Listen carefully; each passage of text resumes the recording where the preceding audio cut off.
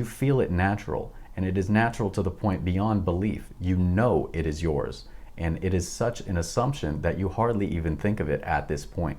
That is the same degree of naturalness you want to have when you are imagining your wish fulfilled. Hello everyone, welcome back to the channel. Today I want to share with you about naturalness. Okay, naturalness is the key to successfully manifesting your desires, especially quickly. If you're looking to get the job done fast, then it is directly in accordance with the degree of naturalness with which you can feel your wish fulfilled. Okay, Neville Goddard, my favorite manifestation teacher, talks about this a lot, and so we're going to dive in today to his 24th chapter of The Power of Awareness, one of his most popular books, where he speaks directly on failure. Then after that, we'll dig into a few of my own insights that I've learned just working with this law and absorbing all this information and using it day in and day out for everything from big to small. And of course, all things are the same size in imagination, right? That being said, let's get started. Neville writes, "This book would not be complete without some discussion of failure in the attempted use of the law of assumption. It is entirely possible that you either have had or will have a number of failures in this respect, many of them in really important matters. If, having read this book, having a thorough knowledge of the application and working of the law of assumption, you faithfully apply it in an effort to attain some intense desire and fail, what is the reason?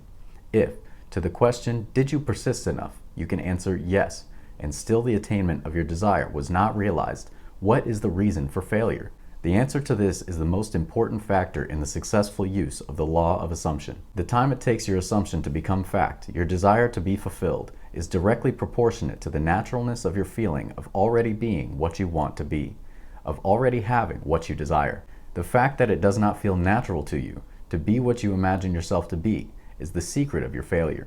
Regardless of your desire, regardless of how faithfully and intelligently you follow the law, if you do not feel natural about what you want to be, you will not be it. If it does not feel natural to you to get a better job, you will not get a better job. The whole principle is vividly expressed by the Bible phrase, you die in your sins. You do not transcend from your present level to the state desired. How can this feeling of naturalness be achieved? The secret lies in one word, imagination. For example, this is a very simple illustration. Assume that you are securely chained to a large, heavy iron bench.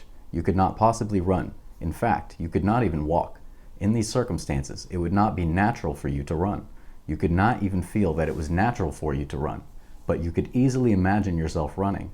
In that instant, while your consciousness is filled with your imagined running, you have forgotten that you are bound. In imagination, your running was completely natural. The essential feeling of naturalness can be achieved by persistently filling your consciousness with imagination. Imagining yourself being what you want to be, or having what you desire. Now here, it can be understood that Neville Goddard believes that constant imagination, that is constantly filling your mind with the state of the wish fulfilled through the vivid use of your imagination, creative use of your imagination, is the key to unlocking the naturalness of the feeling of your wish fulfilled. In this way, he also means that it is a habit. He says that if you are constantly crowding out every other thought in your mind with the feeling of the wish fulfilled, you are successfully making it a habit. Right now, you may be in a habit of feeling poverty or feeling loneliness, as opposed to feeling the wealth or the love that you desire. But as you make it a habit to allow yourself to enter the realm of infinite imagination, then you will make a habit of feeling what you desire fulfilled. And as you continue to do so, it will become your dwelling place. That is your habitual state of consciousness, and that is what will be expressed on the screen of space in your physical experience. Now, in order to help us get a clearer idea on how we can make things feel natural when we're using our imagination creatively to fulfill our desires, I have a couple tips for you. So one thing that happens is it's human nature for us to become so goal-oriented that we really believe the achievement of our goal will be our complete happiness. Now, it often occurs that when we do reach our goal, it is just another thing. We may have a moment of happiness, but it does not stay. We often become focused on, well, what is next? This is what I want now. And when you allow yourself to incorporate that very specific feeling of what's next into your imaginal scene, then you know that you are creating a degree of naturalness because it is something that you would actually experience. Using emotions, specifically positive emotions, to work yourself up during your imaginal scene can be very, very powerful for drawing to you what you desire in a quick fashion. But also, we have to understand that it is not often natural for us to feel so excited over anything. Now, something else that kind of gets in the way of our feeling the naturalness of our wish fulfilled is we imagine something to be so big. So I ask you this. Something that you already have and enjoy that you previously desired to have, how big does it feel to you now? An example of this is right now I'm sitting just under 10,000 subscribers. When I first started making videos, 10,000 subscribers would have sounded very, very big. It would have been very unnatural for me to assume that I could get that amount in a short period of time. When I go and I see my subscriber count now, it does not feel big. It does not feel huge. It doesn't feel like some crazy thing. Now I'm focused on what's next. So it's natural for me to assume that when I do reach 100,000, a million subscribers, I will feel similar. I will be happy in the moments that I reach them, but it is not a permanent feeling because I'm still focused on constant growth. It doesn't mean that I'm not happy now in this moment. Of course, our happiness is up to us in each moment to choose to feel it. But what I'm saying is the natural feeling for me at 10,000 subscribers is not one of complete, utter joy. Now I hardly look at the number. I'm more focused on comments because I like to reply to everyone or at least leave a like. Another tip to help you, of course, establish a habit of feeling the wish fulfilled is to imagine what would it be like if you could not help but feel the feeling of the wish fulfilled. Not that you're trying to or you're trying to make a habit. No trying. Do or do not. There is no try, as Yoda says. But if you allow yourself the experience of not being able to help it, there's no escaping the feeling of the wish fulfilled. And you can access this. You simply ponder on what it would be like and allow yourself to experience it moment by moment and just reactivate that feeling. I cannot help but feel my wish fulfilled. I cannot help but feel loved, healthy, wealthy, worthy, and prosperous. Whatever it is you desire, you cannot help but feel it to be true. You cannot help but think from the fulfillment of your desire.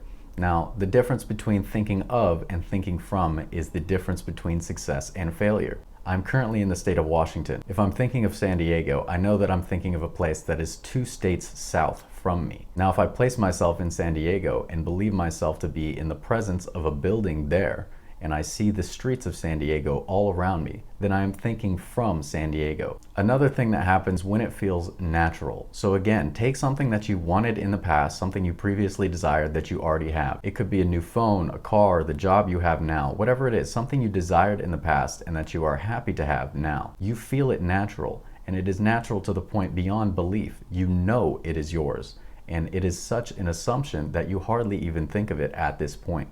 That is the same degree of naturalness you want to have when you are imagining your wish fulfilled, because it doesn't feel like something big. It's already done, and you're focused once again on that feeling of what's next. You may enjoy it if you come to think of it and you choose to feel in that moment gratitude. That is wonderful, but you also know it is already yours. You are beyond hope. It is completely natural for it to feel as yours here and now. Now, of course, when you are imagining, whether using visualization or affirmation or whatever your technique may be, scripting, writing down affirmations, it could be anything. Make sure that you understand that the one thinking from that perspective is the real you. If you are imagining yourself to be in Cabo San Lucas having a wonderful time on a jet ski, then that is the real you. The real you here and now is experiencing jet skiing in Cabo San Lucas. It is absolutely essential that you accept the naturalness of being the inner man. And when I say man, I don't mean man or woman in the organization of sex. I mean spiritually, just the being that you are, your conscious self. That inner man within, in imagination, is the real you. You completely shut out this world of the senses and wholeheartedly accept the circumstances which you are accessing within. In truth, all things exist here and now because imagination is infinite.